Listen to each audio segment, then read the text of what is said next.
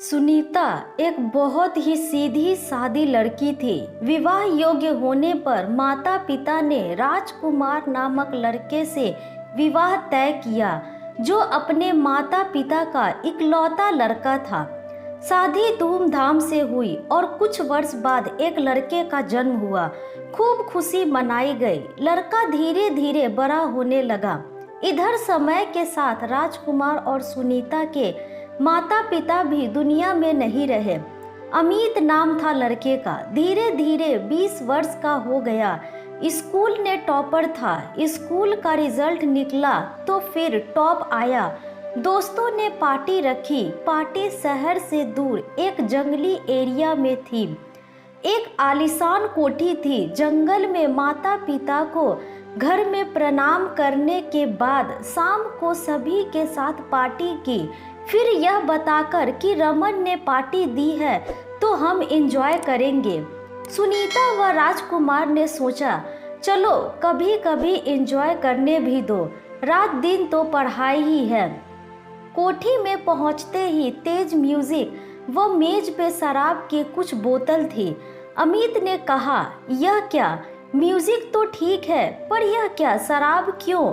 तो रमन बोला, यार एक दिन की ही तो बात है, कौन सा पहाड़ टूटने वाला है। सुबह जब घर जाएंगे तो नशा उतर जाएगा। अमित काफी मनोबल के बाद राजी हो गया। रमन बोला, एक गिफ्ट तुम्हारे रात में मिलेगा, मना मत करना। एक दिन की ही तो बात है, यह दिन कौन रोज आने वाला। 5 दोस्त थे। सभी ने पैक लगाए, सिगरेट जलाई और झूम कर नाचे।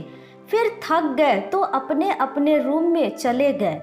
अमित जैसे ही रूम में पहुंचा, कुछ लड़खड़ाया तो किसी की कोमल बाहों ने थाम लिया।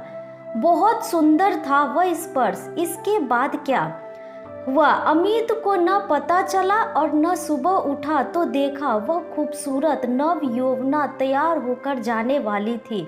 अमित ने रोक लिया, कौन हो तुम? इतनी खूबसूरत हो फिर भी यह गंदा काम करती हो। वत्सला नाम था उसका। पलट कर बोली, हम लोगों को कौन प्यार करेगा, हमारी जिंदगी तो यही बनने वाली है। आज पहली बार आपके साथ थी, कल कोई फिर कोई। अमित ने उसे हाथ पकड़कर बिठा लिया, और कोई न, यदि हमने आपके जीवन से खेला है तो हम आपको प्यार करेंगे, शादी भी करेंगे। वत्सला ने कहा, तुम्हारे माता पिता नहीं तैयार होंगे। अमित ने कहा, 1 वर्ष बाद हम बालिग हो जाएंगे, फिर तुम्हें कानून के रास्ते अपना बना लेंगे, कोई बाधा नहीं होगी। 1 वर्ष हम इसी तरह मिलते रहेंगे। अमित वत्सला के ख्वाबों में ही खोया रहता। झूठ बोलकर घर में घूमने ले जाता, खूब पैसा खर्च करता, यहाँ तक कि फीस भी। नशे की लत भी लग गई थी। रिजल्ट आया तो क्लास में सबसे अंतिम नंबर पर था। एक दिन अचानक राजकुमार की डेथ हो गई और सुनीता अकेली रह गई। कुछ तबीयत भी ठीक नहीं रहती थी। एक दिन अमित ने वत्सला से कहा कि हम अब बालिग है, किसी दिन कोर्ट में शादी कर लेंगे। वत्सला कहने लगी, अमित तुम हमें ज्यादा प्यार करते हो या माँ को? अमित ने कहा, माँ को। तो वत्सला नाराज हो गई। अमित मुस्कुराने लगा, कहा, अरे झूठ बोल रहा था, तुम्हें बहुत चाहता हूँ, तुम्हारे लिए खुद की जान दे सकता हूँ और किसी की ले भी सकता हूँ। वत्सला बोल उठी, तो सबसे पहले अपनी माँ की जान लेनी होगी, क्योंकि मैं अकेले ही रहना चाहती हूँ, सिर्फ हम और तुम। अमित का सर चकरा गया और कहा, हम यह नहीं कर सकते, हम माँ को बहुत प्यार करते हैं। वत्सला ने कहा, शादी तभी होगी जब आप यह काम करोगे। एक दिन अमित ने खूब शराब पी और माँ की मुंह पर तकिया रखकर उनकी जान ले ली, और वत्सला को बताने लगा कि चलो देख लो, तुम्हारे प्यार में हमने माँ की जान ले ली। ओह, वत्सला चीख उठी, क्या तूने? मैं तो तेरे प्यार की परीक्षा ले रही थी कि माँ के कारण तू हमें छोड़ देगा, क्योंकि मेरा तो पेशा यही है जो तुमसे छिपकर हमेशा करती रही। हम लोग यदि शादी करने लगे तो कोठे खाली हो जाएंगे और तेरे जैसे अमीरजादे हमारी कोठी की शान कैसे बनेंगे।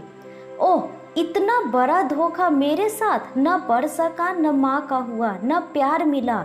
इस दुनिया में मेरा कौन है। वत्सला हंस रही थी और एक लड़के का हाथ पकड़कर कोठी में ले जा रही थी। अमित घर आया और माँ की लाश को लेकर थाने पहुंचा और खुद का गुनाह कबूल किया। जेल जाते वक्त वही कोठी की रंगीन शाम और वह दोस्त याद आ रहे थे जिन्होंने यह षड्यंत्र रचा था। वह सभी अमित की सफलताओं से जलने वाले लोग थे जिन्हें अमित दोस्त समझता था। उन्हें लगता था कि अमित इसी तरह टॉप करता रहा तो वह लोग कभी टॉप नहीं आएंगे और यह खेल खेला जो अमित के आजीवन कारावास के साथ समाप्त हुआ। तो दोस्तों, यह थी हमारी आज की कहानी। आपको यह कहानी कैसी लगी हमें कमेंट करके ज़रूर बताएं। साथ ही लाइक एंड सब्सक्राइब करना ना भूलें। धन्यवाद।